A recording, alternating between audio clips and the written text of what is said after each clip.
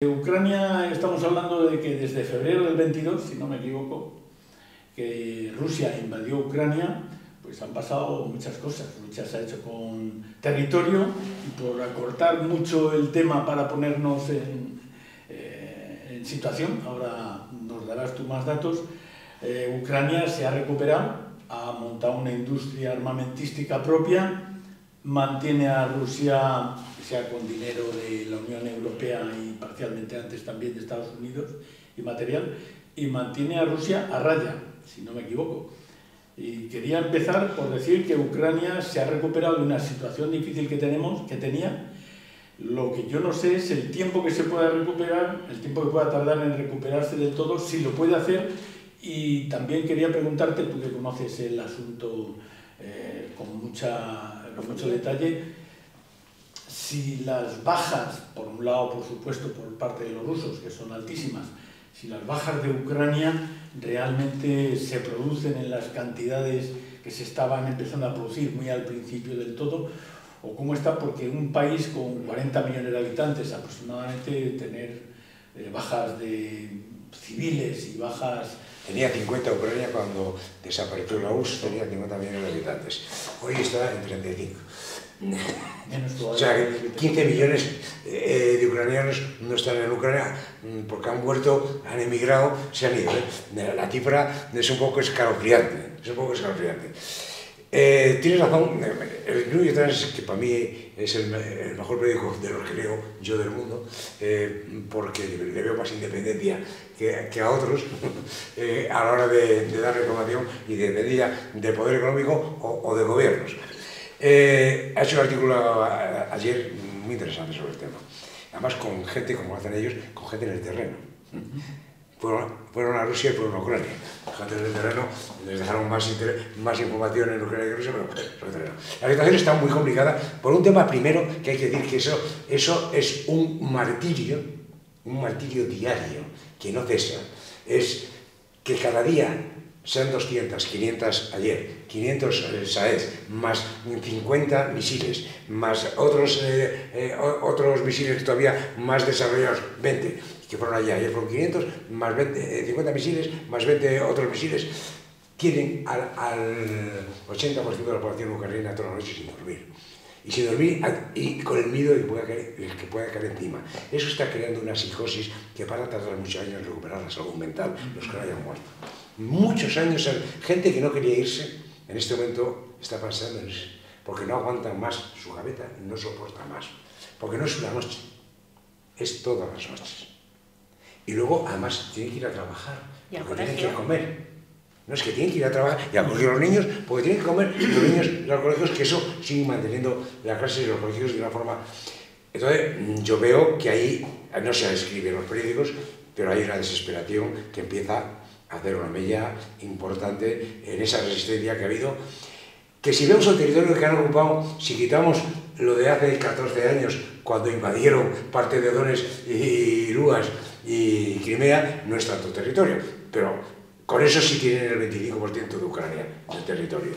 En la zona intermedia, en la que ahora, si es que no hay vida, si está todo destruido, todo destruido.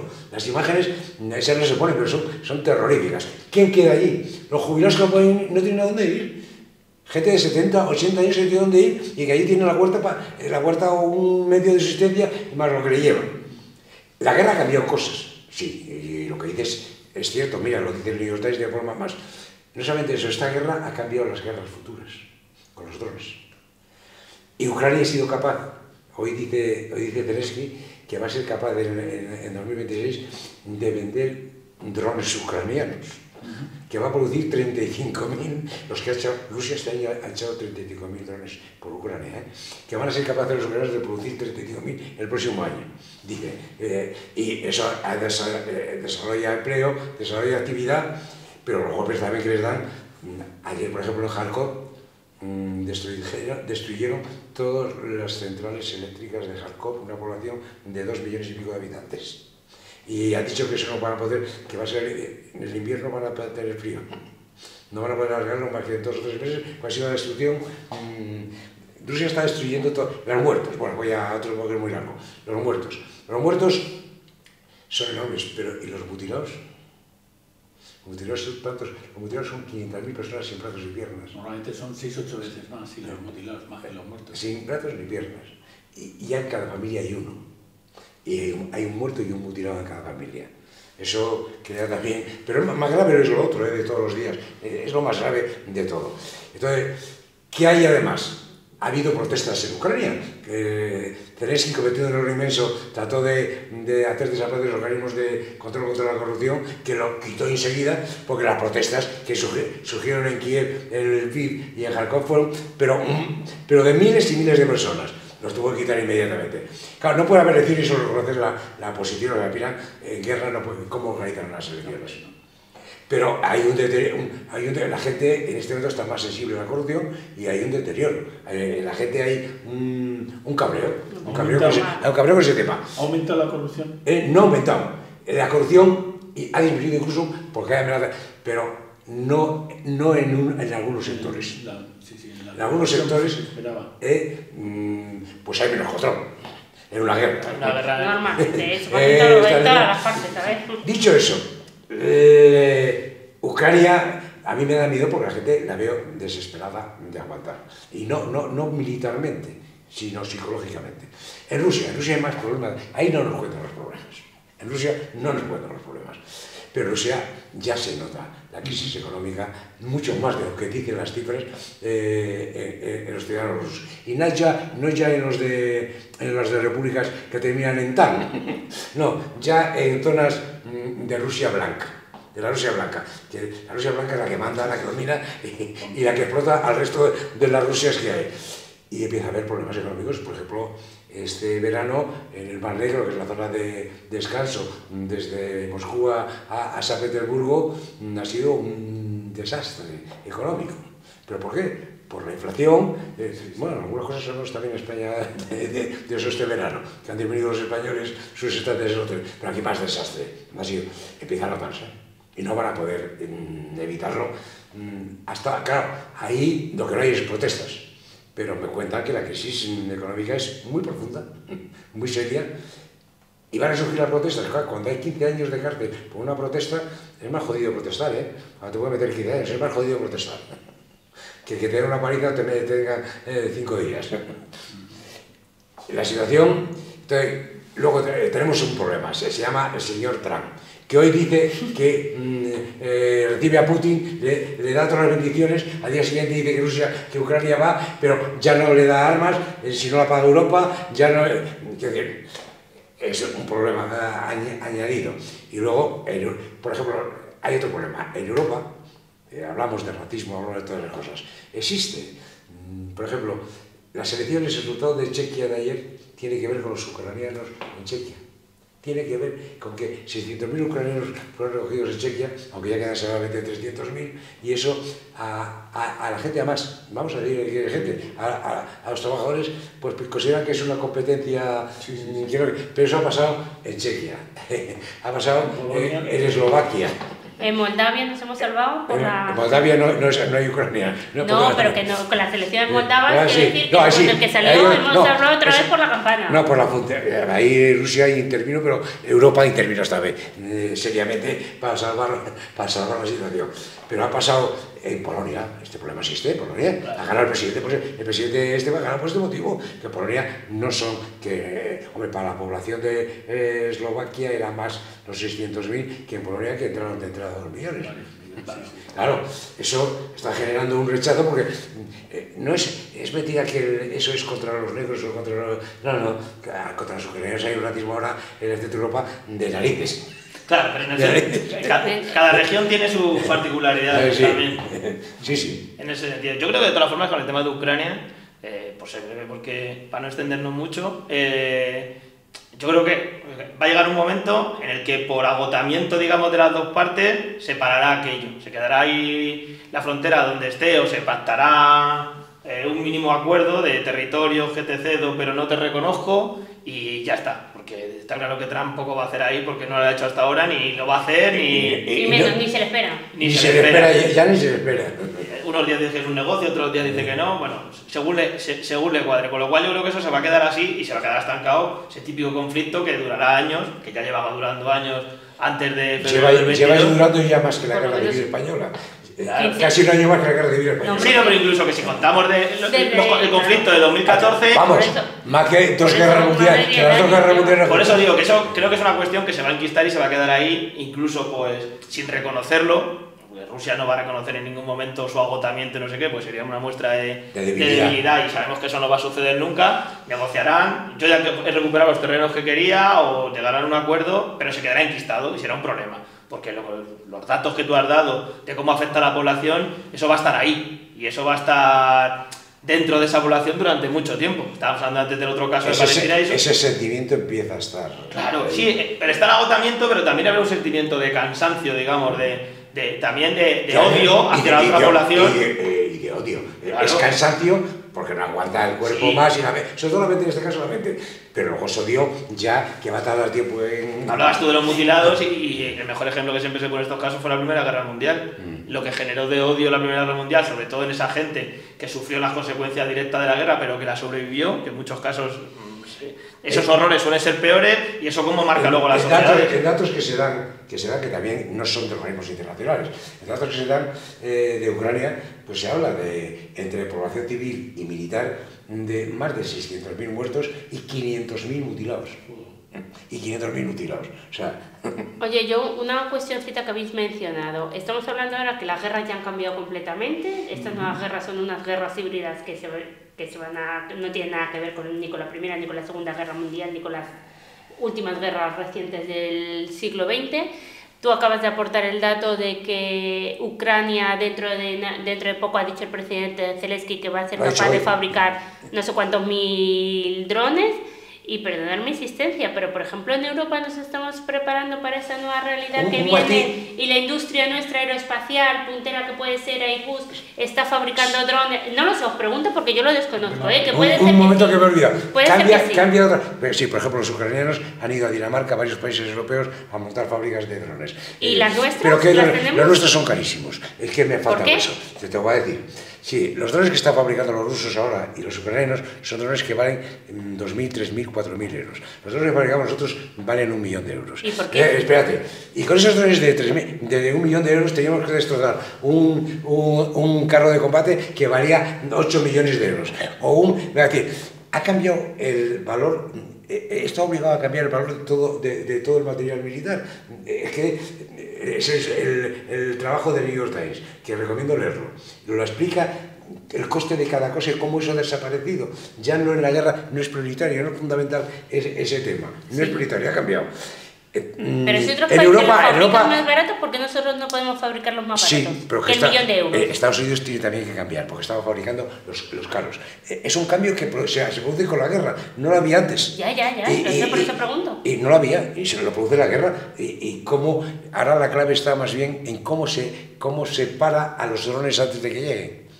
Empieza a ser la clave, es tecnológica de comunicaciones y de sistemas nuevos, no del dinero que cuestan, que ahora cuestan 2.000, 3.000 euros. Claro, es que hay que entender que un dron, los drones que se están fabricando en los sitios con la tecnología adecuada, tanto China, Estados Unidos, Europa, por tecnología, pues eran drones que no estaban pensados para cuestiones muy puntuales, no para una guerra. Sí. Es decir, el dron que fue a Pakistán a por Bin Laden, pues era un dron que tenía que nadie le esperaba, iba allí y entonces, digamos, más sofisticado tecnológicamente. ¿Qué ha pasado con la guerra de Ucrania? Que es el arma más utilizada, sí. O sea, son las balas más utilizadas. Rusia se los compraba a Irán. Ahora ya lo fabrica Rusia, Rusia se lo está fabricando a Irán. De esta guerra llevamos 3 años ya, sí, pero viendo cómo se desarrolla. Hay que tener en cuenta dos cosas. Una, que Irán los hace más baratos, porque los hace más básicos. Irán, por mantener el ejemplo básico, que entiendo que Ucrania va a hacer lo mismo, porque al final, cuando tú tienes los recursos que tienes, tú en vez de hacer algo muy sofisticado, que pueda tener una tecnología muy avanzada, necesitas un dron, que hoy en día es relativamente sencillo, que llegue y que explote. Básicamente, que es lo que estaba contando Jesús de lo que pasa todas las noches. Para eso, pues evidentemente necesitas, para que el coste no sea muy alto, que sea mucho más barato.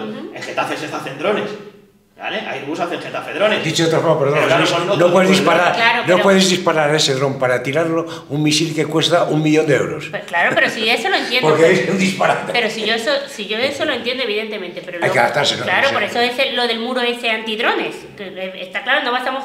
Esto es lo de matar moscas a cañonazos, está clarísimo. Pero yo lo que te digo, que lo mejor es enemigo de lo bueno. Quiero decir, si tú, mientras que vas preparando estos que son más sofisticados, no entiendo nada de armamento militar, como entenderéis. Pero si tú necesitas más tiempo y más tecnología, una tecnología que además hasta ahora no teníamos porque todo lo hemos externalizado fuera de nuestras fronteras, y ahora resulta que nos tenemos que tener que procurar nuestra tecnología, hombre, digo yo, que entre que vas haciendo los sofisticados, podrás ir teniendo una reserva de estos que son más básicos. Digo yo. Ha empezado a trabajarse, pero eso Pues no se hace de la noche a la mañana. No, tranquilos, que no se estresen, sin prisa. Tranquilidad. La gente se va espabilando, todo el mundo se va yendo, corre que te corre, pero take it easy. Que luego Keep calm, como dice el dicho. Como lo que también se está planteando es si las ayudas que por un lado pueden recibir ucranianos de los aliados, en este caso de OTAN, y las ayudas que también puede tener Rusia por parte de China, especialmente, y de algunos otros sitios. ¿Ayudas de qué tipo? Pues son ayudas de tal manera que comentan que no era posible, vamos a poner el ejemplo en este caso de Ucrania al principio, que cuando avanzaron los tanques que iban hacia Kiev, ¿lo recordáis? Perfectamente. Pues de pronto hubiera dispositivos que pudieran caer uno detrás de otro encima de los tanques sin fallar ni uno, por poner un ejemplo. Entonces es una guerra que normalmente la haces con un chaval que tiene allí el mando y lo dirige a distancia.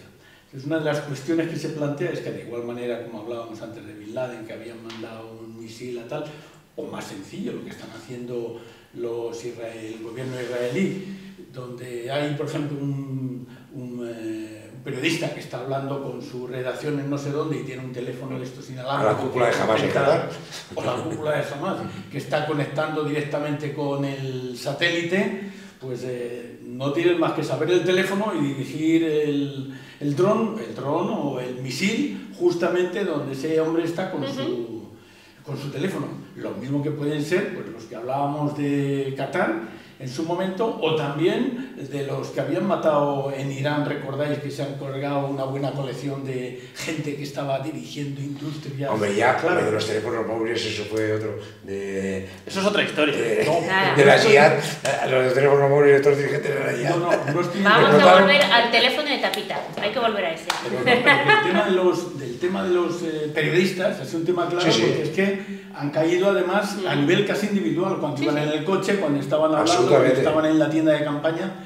Y lo de Irán, la manera más sencilla también de liquidarles pues ha sido con el teléfono, con la señal del teléfono, caso de que estuviera puesto en marcha. Entendido. Entonces, esos son temas un poco delicados porque, claro, uno de los temas que Rusia estaba diciendo, el Lavrov, el ministro de Asuntos Exteriores, era que habían contado Ucrania con la inestimable ayuda de los gobiernos y que a saber si alguna de esas armas, dijo, podía estar teledirigida desde países de fuera y que eso podría ser un atentado que ellos consideraron un casus belli. De igual manera, ahora mismo una de las cuestiones que ha planteado Estados Unidos es que los drones que están viniendo no solamente tienen tecnología china, también tienen tecnología que viene de Taiwán y tecnología que viene hasta de Estados Unidos a través de empresas interpuestas. Me explico, para llegar a Rusia. Eso ha pasado siempre. Siempre ha pasado, pero me estaba refiriendo un poco a que la situación puede llegar a un extremo porque Rusia, por ejemplo, tiene un problema con las armas que tiene ahora Ucrania. De las 40 principales estructuras petroleras que tiene en el país, que es un país inmenso que está a miles de kilómetros, Ucrania ya le ha intervenido 20, con mayor o menor acierto, dando en sitios clave o en sitios no clave, pero ya ha mandado... Refinerías y a 3.000 y pico kilómetros han mandado. Han mandado ya, de las 40, más de 20 han sido ya dañadas parcial o menos parcialmente Pues se supone que una estructura de estas es inmensa, pero reparar una estructura de estas no es tema fácil ni barato. Eso los tiene muy cabreados a los rusos. No, yo lo que hablaba es que se preocupados, está llevando porque ha sido una situación económica, pues ha sido una capacidad. Claro, que le resta mucho dinero y que al final podría terminar... Tú no pones otra, que ha sido más importante. Estamos hablando, yo voy más al lado humano de la guerra, pero en este tema, pero vamos a ver, los drones ucranianos contra los barcos rusos han destrozado, vamos, un 20% de la flota rusa. Sí. Claro. Yo he puesto drones ucranianos y diseñados por Ucrania. Que yo he puesto varios ejemplos, pero seguro que hay un buen número de ejemplos. Que a lo mejor, si yo lo que estoy viendo es la escalada a la que se está llegando en un momento dado. Dicen los ucranianos, y tienen razón, que sus ataques a Rusia no ha habido muertos. En todos los ataques hechos Ucrania a Rusia, a refinerías, a centros industriales, me parece que ha habido un muerto en toda la guerra. En cada ataque ruso en Ucrania hay unos 20 o 30 muertos, cada ataque cada día. Civiles. Eso es una diferencia sustancial. Claro, pero hay que tener en cuenta que la triangulación de los GPS que dirige, por ejemplo, que tiene Estados Unidos o que tenemos en Europa, en líneas generales, y sale baratísimo, que puede ser una precisión de varios milímetros, de 2 o 3 milímetros, ¿me explico? Un avión lleva un GPS que cuando aterriza puede aterrizar automáticamente y no toca de golpe el suelo, no le falta medio metro, sino que le faltan milímetros. Un agricultor español que lleve su tractor y tenga contratado un GPS que le vale 3.000 euros al año aproximadamente, pues labra por la noche sin tener que mirar y la semilla la tiene que poner a 6 centímetros o a 8. Lo que Rusia ha desaparecido ya totalmente en silencio en el último tiempo es Internet, YouTube, está absolutamente ya imposible comunicar por esos medios con los rusos. Por eso me imagino que no tendrán esa precisión que a lo mejor se espera. Oye, y otra cuestión que habrá que abordar en otro momento, o en este también quiero decir, habrá que hacer un reforzamiento de nuestra ciberseguridad a nivel europeo mucho más potente y mucho más fuerte de lo que actualmente tenemos. No es posible que cada 2x3 últimamente se estén atacando los aeropuertos de Bélgica, de Bruselas, de no sé dónde, de Londres, de tal y cual, y que miles de pasajeros al día se queden bloqueados porque se han atacado los sistemas de ciberataque. Porque han querido hacer eso solo, y si quieren hacer otra cosa, ¿de dónde nos quedamos? O sea que yo creo que es fundamental que pongamos mayor esfuerzo y a mayor velocidad en todo lo que tiene que ver con la ciberseguridad europea, que estamos bastante justitos. En mi humilde opinión, perdón. Está claro que hay que subir los impuestos. No, impuestos nadie ha dicho de subir impuestos. Gratis no no hay. es una cosa de subir impuestos. Hacer drones no es gratis.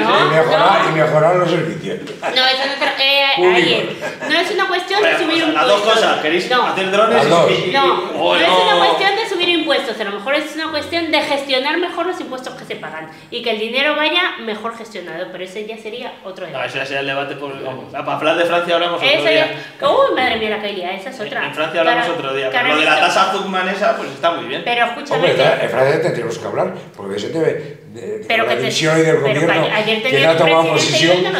Hay propuestas interesantes. Los presidentes duran 24 horas. En Francia no. Pero anoche tenían un presidente y ahora ya no lo tienen. No te da tiempo a aprenderte el nombre del último presidente. El récord Guinness tiene por ahí. Va a ganar a Italia. Sí. Bueno, pero mira, en Italia, que ha habido 2 elecciones, con Palestina por medio, ha ganado las dos la señora Meloni. Y ha habido elecciones en 2 regiones. Eso da por un análisis también. Bueno, otro día Francia, otro día el eje franco-alemán. El eje franco-italiano, que me diga, perdón. Y el eje franco-alemán, Hola. que también tiene interés en este momento y que está bastante roto. Y sobre todo está roto por el avión de combate. Que llevamos 1 hora. Europeo. El avión de combate europeo está rompiendo la alianza Francia-Alemania y por lo tanto Europa. Es lo que tiene la guerra. Bueno, pues si os parece, paramos aquí y nos quedan bastantes temas después de la pausa. Y España, que algún día tenemos que hablar de España. También tratamos asuntos relacionados con España. Hasta aquí hemos llegado. Muchas gracias por vuestra participación. Gracias a vosotros.